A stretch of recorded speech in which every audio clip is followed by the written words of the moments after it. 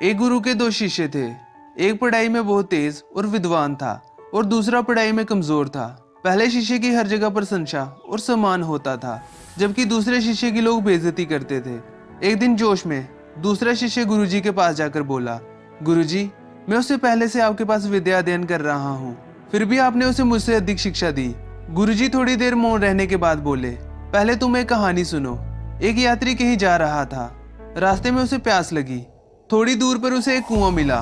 कुएं पर बाल्टी तो थी, लेकिन रस्सी नहीं थी, इसलिए वह आगे बढ़ गया। थोड़ी देर बाद एक दूसरा यात्री उस कुएं के पास आया। कुएं पर रस्सी ना देखकर उसने इधर उधर देखा। पास में ही बड़ी बड़ी घास उगी थी। उसने घास उखाड़कर रस्सी बनाना शुरू कर दिया। थोड़ी देर में एक लंबी रस्सी तैयार हो गई, जिसकी सहायता से उसने कुएं से पानी निकाला।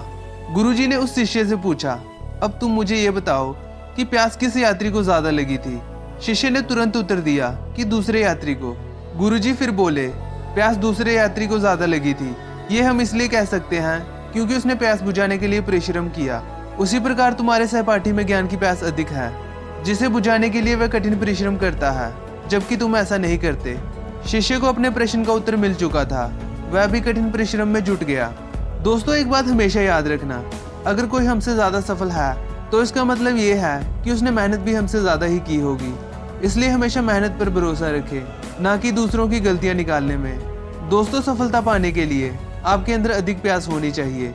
जितनी अधिक प्यास होगी उतना ही बड़ा परिश्रम होगा।